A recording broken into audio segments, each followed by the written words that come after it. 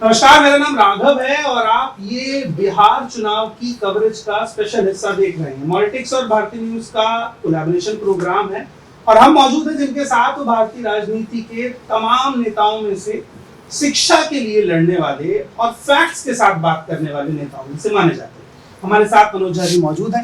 बहुत बहुत स्वागत है सर आपका हमारे प्रोग्राम में। शुक्रिया। पॉलिटिक्स की पूरी टीम। बिहार चुनाव की बात हो और आपसे सवाल ना हो तो चुनाव अधूरा रहेगा। मेरा पहला सवाल यही है कि मैं बिहार में मैंने पूरी वोटर अधिकार यात्रा को कवर किया, जहां से शुरू हुई और जब खत्म हुई। वोटर अधिकार यात्रा में वोट चोरी जैसा कॉम्प्लेक्स मुद्दा, जहां बिहार में शिक्षा का स्तर इतना नीचे है, वो लोगों की समझ में कैसे आया, कैसे पहुंचा पाए आप उस चीज को? देखिए राघव जी, सबसे पहले तो मैं आपको बताऊं कि बिहार एक अद्भुत राज्य है। शिक्षा के सूचकांक पे शायद उतना प्रखर ना हो, ज्ञान के सूचकांक में बिहार बहुत आगे है।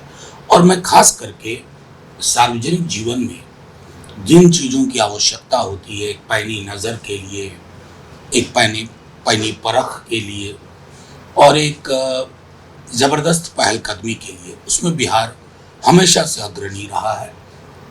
इसलिए लोग कहते भी हैं कि बिहार की से अगर छोटी सी बयार बहती है तो वो बाकी हिस्सों में पहुंचते पहुंचते तक आंधी में तब्दील हो जाती है। मेरा अपना मानना है कि इस यात्रा को जब तेजस्वी जी या राहुल जी ने कंसीव किया होगा, सोचा होगा कि ये यात्रा SIR पे, चुनाव आयोग की हठधर्मिता, थोड़ा अहंकार, इस तरह की प्रवृत्तियों को देखते हुए हम जब सर्वोच्च न्यायालय गए और फिर लगा कि जमीन पर भी लोगों के बीच में ये मुद्दे जाने चाहिए, तो सबसे महत्वपूर्ण ये बात है कि इसमें ज्यादा मेहनत नहीं करनी पड़ी। लोग रिसेप्टिव थे। इसकी कॉम्प्लेक्सिटी को लोगों ने खुद खोल के रख लिया। सिर्फ वोट चोरी मुद्दा नहीं रहा।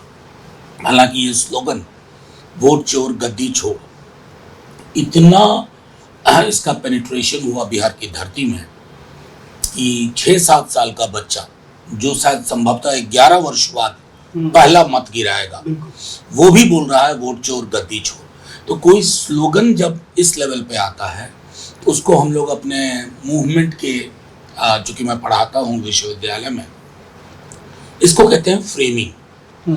कि फ्रेम, अगर आपने, नेता ने एक फ्रेम किया, लीडरशिप ने एक फ्रेम किया, और अगर ये फ्रेम जनता के जहन में घुस गया और उन्होंने अंगीकार कर लिया, तो इसको कहते हैं फ्रेम अलाइनमेंट।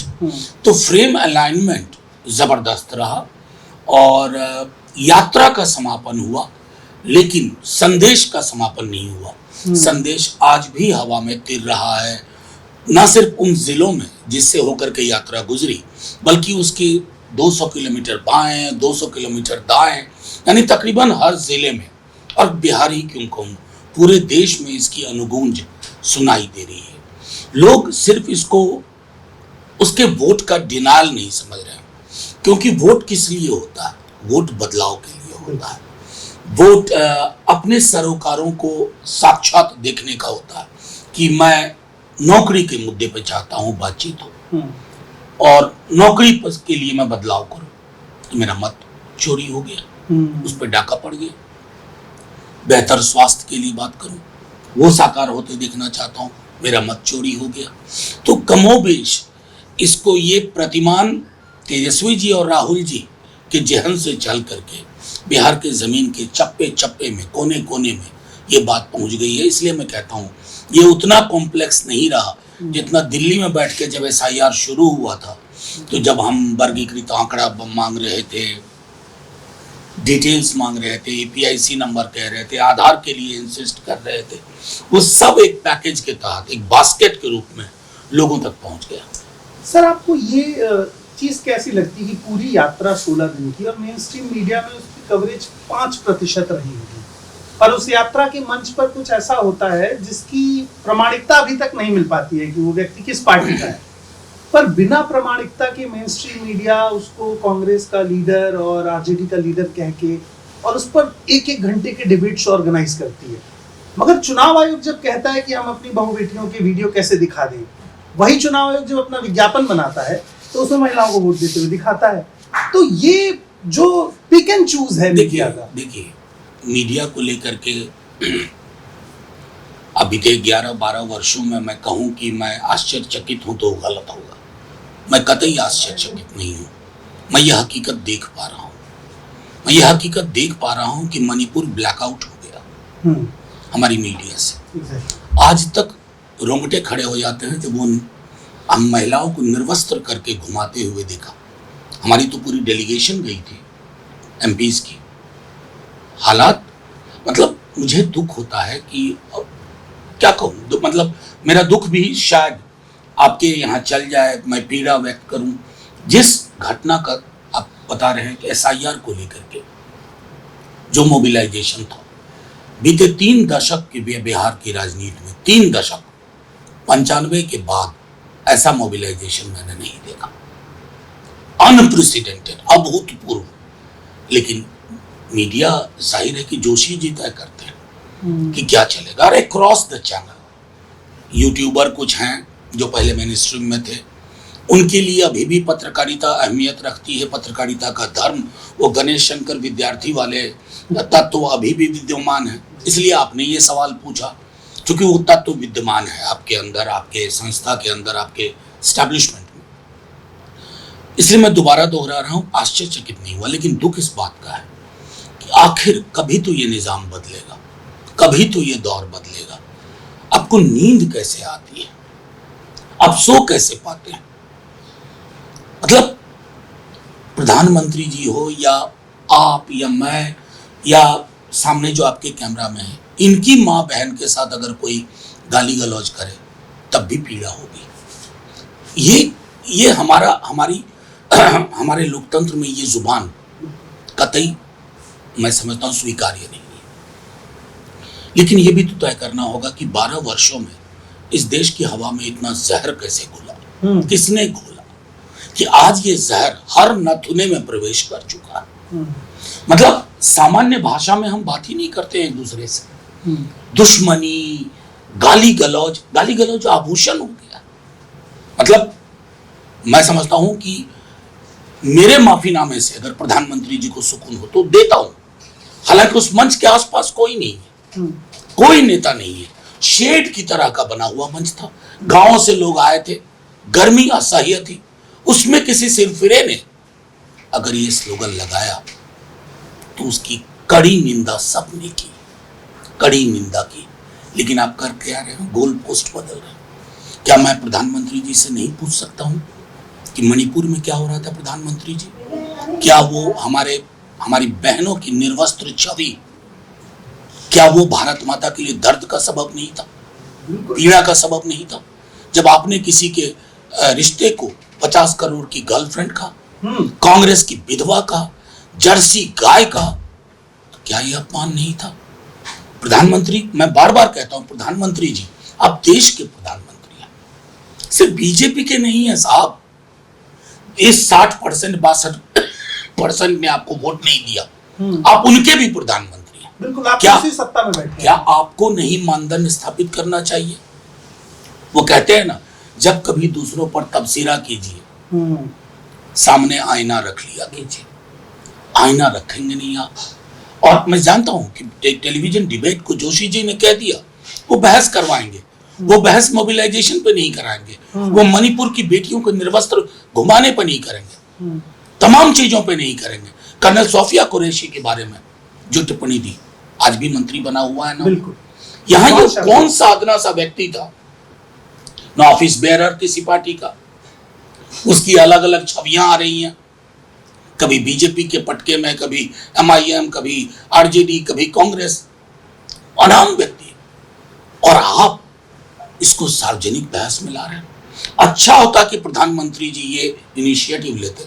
मैं और मेरी पॉलिटिकल पार्टी का कोई भी आदमी आज के बाद सार्वजनिक जीवन में भाषाई मर्यादा को सर्वोपरि स्थान देगा, तो फिर भैंस मंगलसूत्र मुजरा भी बंद होगा और तमाम वो चीजें बंद होगी। लेकिन विराम कौन लगाएगा? विराम की पहल तो प्रधानमंत्री जी आपको करनी होगी। आज तक मुझे याद है जेएम लिंगडो इलेक्शन कमिश्नर थे, चीफ इलेक्शन कमिश्नर, और डॉग विसिल पॉलिटिक्स के तहत प्रधानमंत्री जी जेम्स माइकल लिंगदो बोला करते थे गुजरात दंगों के बाद। क्या हमें नहीं पता चल रहा था उस वक्त कि आप क्या करने की कोशिश कर रहे हैं? लेकिन आपने इतनी नफरत समाज में घोल दी है ना कि अब उसका अंश, उसके छींटे सब पे पड़ने लगे। नुकसान किसका है? आपका नहीं है, मेरी पार्टी का नहीं है, नुकसान लोगों का है, लोकतंत्र का है। और लोकतंत्र हमारा बीमार हो जाएगा इस तरह की भाषा। ये मैं रखना चाहता था संदर्भ। एक चीज और सर, उत्तर प्रदेश में जो बात समाजवादी पार्टी के लिए होती है कि वो MY समीकरण पे काम करते हैं, और भाजपा ये बात बार बार कहती है कि जो हम हैं वो हम हिंदू की बात कर रहे हैं, और ये हिंदुओं को तोड़ने की बात कर रहे हैं। उसमें दलित ले आते हैं, OBC ले आते हैं, SC ST ले आते हैं, माइनॉरिटी ले आते हैं, अति पिछड़ा ले आते हैं। यही बात यहाँ RJD के लिए कही जाती है कि RJD बिहार के अंदर जातिगत राजनीति को स्थापित कर रही है, और जो एकता की राजनीति है, जो भाजपा जिसको एकता कहती है, हिंदुत्व की राजनीति, उसको तोड़ने का प्रयास कर रही है। इस प्रोस्पेक्टिव को कैसे समझते हैं? राघव, हमको ये बताइए, आप सीवर में उतर के मरने वाला हिंदू नहीं है क्या? बिल्कुल है। एक ही खास जाति से क्यों आता है वो? सीवर में उतर के गंदगी साफ करते हुए मरने वाला व्यक्ति। मैंने पार्लियामेंट में बिल डाला था, सवाल पूछे, 97% एक ही जाति से आता है, वो हिंदू नहीं है या कमतर हिंदू है। ये हिंदू एकता क्या होती है भाई? और एकता और ये नहीं, ये सनातन एकता क्या होती है? एकता विषमता के साथ नहीं हो सकती ना, उत्पीड़न के साथ एकता नहीं होती है। कॉन्ट्राडिक्टरी है, विरोधाभासी है कि उत्पीड़न जायज है और जातिगत उत्पीड़न की बात करना और जातिवाद, दोनों में फर्क। जातिगत उत्पीड़न की बात करूंगा, जातिगत रिप्रेजेंटेशन में डिनायल कहां है? विश्वविद्यालयों में NFS लग रहा है। अगर मैं ये कहूं कि ये OBC SC ST में ही है, NFS क्यों लगता है? तो ये जातिगत उत्पीड़न की बात है, डिस्क्रिमिनेशन की बात है या जातिवाद? ये जो मैं समझता हूं हल्की समझ, हल्की भी नहीं कहूंगा, ये एक बहुत गंभीर किस्म की एक बीमारी है, ये मनोरोग है जिसको आप हिंदुत्व के आवरण में ढकने की कोशिश करते हैं। कोई भी धर्म जो विषमता का पोषक है, कोई भी धर्म जो विषमता के मद्देनजर अपने को असहज महसूस नहीं करता, वो मानव का धर्म नहीं हो सकता। मैं बार बार कह रहा हूं कि हिंदू धर्म में तमाम धर्मों की तरह विसंगतियां भी है, ऊंच नीच हम मानते हैं। आज भी विद्यालय देखो, विश्वविद्यालय देखो, महाविद्यालय देखो, अन्य संस्थान देखिए, ब्यूरोक्रेसी देखिए, पॉलिटिकल लाइफ देखिए, अगर ये सारी चीजें हैं, कौन सी एकता की बात कर रहे हैं? शमशान में विवाह का गीत नहीं गाया जाता, और आप कोशिश वो कर रहे हैं। उस संदर्भ में मैं कह रहा हूं MY ये जो कहते हैं, ये एक तरह का ट्रैप हम लोगों को ये बताने का। आप बूथ वाइज लिस्ट देख लीजिए, आपको स्पष्ट हो जाएगा कि हमें किन किन के वोट मिलते हैं। किसी जाति का ज्यादा, किसी का कम, लेकिन हम महदूद नहीं है। लालू जी गरीब के नेता थे, गरीब के नेता थे, किसी भी जात का गरीब, वो उनमें उनके माध्यम से अपने सपने देखता था। और कमोबेश वही परंपरा, वही रवायत, वही परिपाटी तेजस्वी जी लेके चलने की कोशिश कर रहे हैं। लेकिन हाँ, स्टीरियोटाइप करेंगे आप कि नहीं साहब MY, नो, आप शुतुरमुर्ग की तरह देख रहे हो ना, रेत में मुंह गार करके डिनाई करने की कोशिश कर रहे हैं। आने वाले नतीजे बता देंगे आपको। मैं बार बार इस बात को कहता हूं कि बिहार के विमर्श में बीते 2-2.5 दशकों से लोकोन्मुख चीजें गायब हो गई थी। नौकरी की बात नहीं होती थी। 20 में जो एक तरंग उठी, आज वो बड़ी लहर है। साइलेंट वोटर है, लोगों ने देखा है कि गांव गांव नौकरी मिली है, लोग मौका देंगे। मौका देंगे, ये मैंने फील्ड पर महसूस किया। तो मैं वो कह रहा हूं, इसको डिनाई कैसे कर सकते हो? जब मन आया मुसलमान को आप डेमोनाइज कर दोगे। इस देश की मिट्टी में उतना ही मिट्टी का कर्ज मुसलमानों पे है, या मुसलमानों का कर्ज इस मिट्टी पे है जितना हिंदुओं का, और हिंदुओं में अलग अलग जातियों का। ये कर्ज म्यूचुअल है मिट्टी के साथ लोगों का। और इस ये जो म्यूचुअल कर्ज है ना, ये रिटर्न कॉन्ट्रैक्ट नहीं है, ये अनरिटन है, अलिखित, और ये मोहब्बत की जुबान समझता है। लेकिन हाँ, नफरत का सौदा करने वाले, कारोबार करने वालों को जाहिर है ये बात पीड़ा देती है।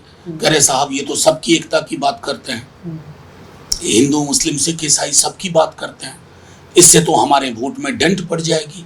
तो वो अगर आपकी चिंता संविधान सम्मत नहीं है तो उसका कोई इलाज नहीं। नीतीश कुमार को लेकर के क्या विचार है, जो ये पिछले 2 सालों में बात बार बार कही गई कि उनकी पार्टी हाईजैक कर ली गई है, नीतीश कुमार हाईजैक्ड हैं, स्थिति ठीक नहीं है मानसिक तौर पर उनकी, ये लगातार एक तरफ से कहा जा रहा है।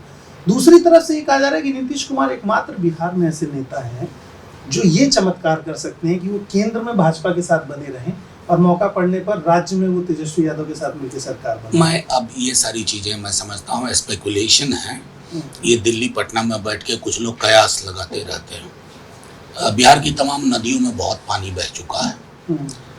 22 ईस्वी में जब नीतीश जी ने संपर्क साधा था तेजस्वी जी से, राष्ट्रीय जनता दल से, तो उनकी पीड़ा थी कि बीजेपी उनकी पार्टी को खत्म कर रही है, और जो सच भी था और जो अब हकीकत में दिख रहा वही करते हैं, शिवसेना हो गया, अपना दल हो गया, दिख रहा है। तेजस्वी जी की 2 शर्त थी, वो रिलक्टेंट थे, तैयार नहीं थे, क्योंकि 17 में हमने देखा था 5 वर्ष मात्र बीते थे। उन्होंने कहा कि मुझे ठीक है, मैं बाहर से दूंगा समर्थन। तो उनकी ओर से कहा गया कि नहीं, साथ में काम करेंगे। तो तेजस्वी जी ने 2 शर्तें रखी, एक नौकरी फ्री हैंड, ताकि मैं क्यूमुलेट कर पाऊं अलग अलग डिपार्टमेंट्स की वैकेंसीज को, और दूसरा जातिगत सर्वेक्षण, और दोनों ही काम हुए।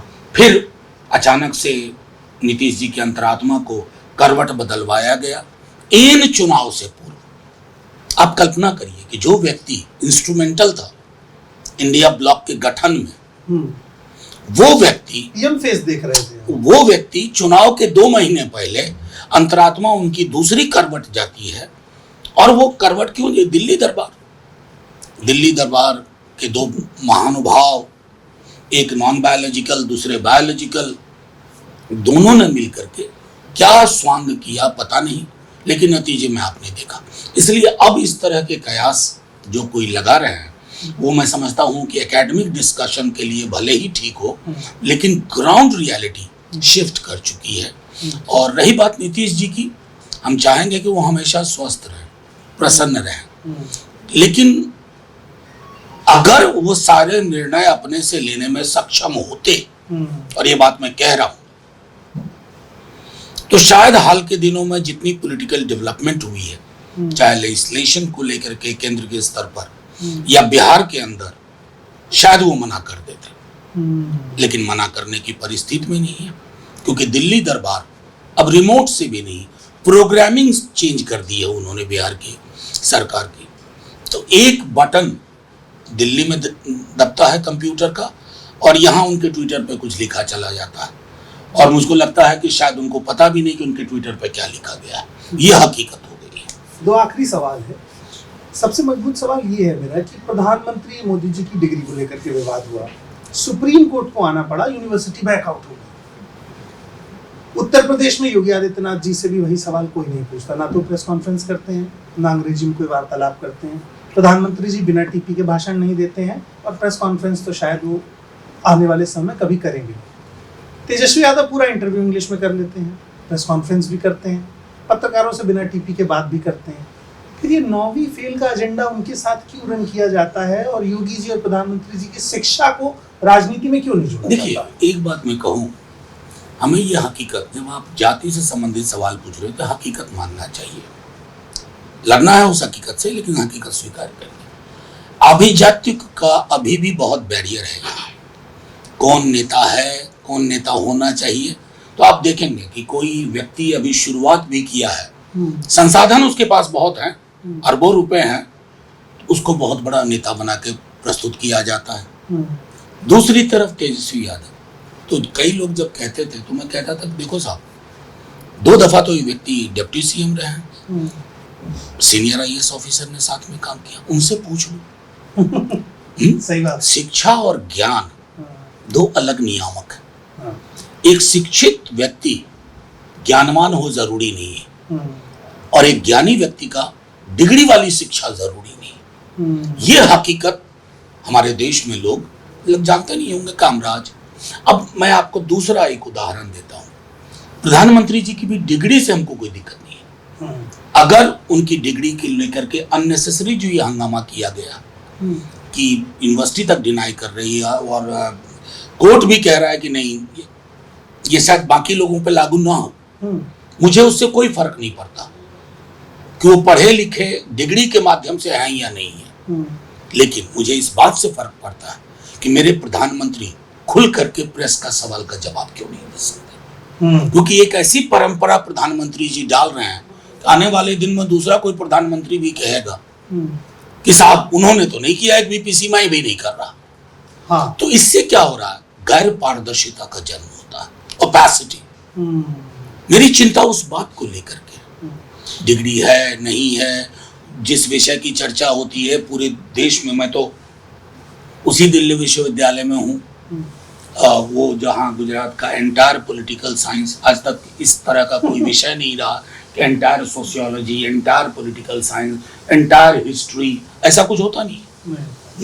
या तो पॉलिटिकल साइंस होता है या पॉलिटिकल साइंस के अलग अलग पेपर होते हैं, political theory, Indian political system वगैरह वगैरह।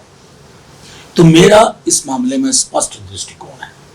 लेकिन ये जो अभिजात्य वर्ग है, जिनका मीडिया पे मैं कहूंगा प्रभुत्व है, डोमिनेंस है, उनको ये सोचना होगा कि उनका ये पोजीशनिंग कितना खतरनाक है।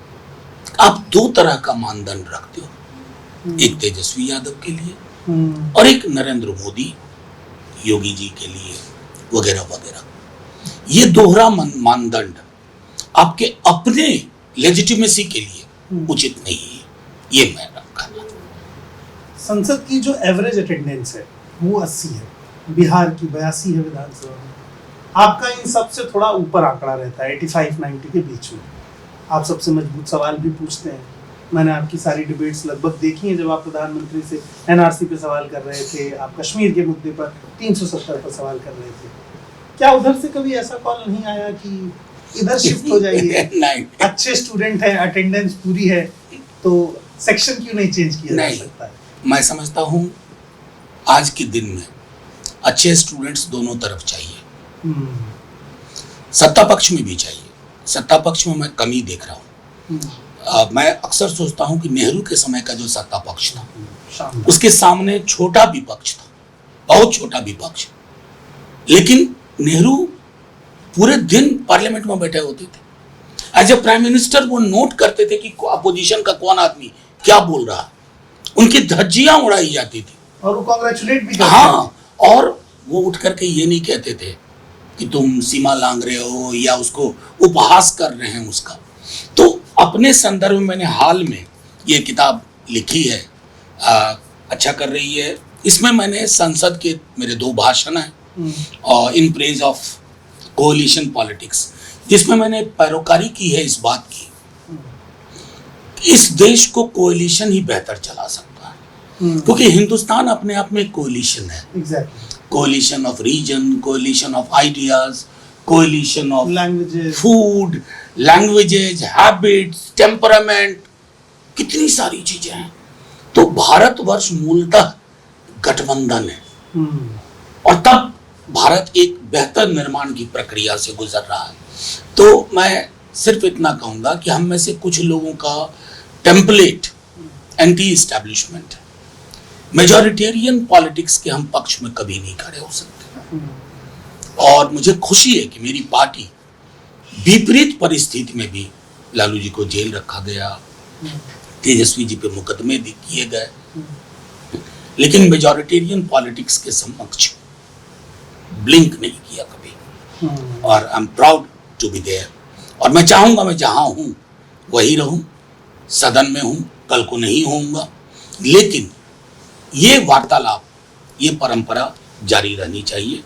ये देश डायलॉग से चलेगा, मोनोलॉग से नहीं। 11 वर्षों में मोनोलॉग की आदत डाली गई है।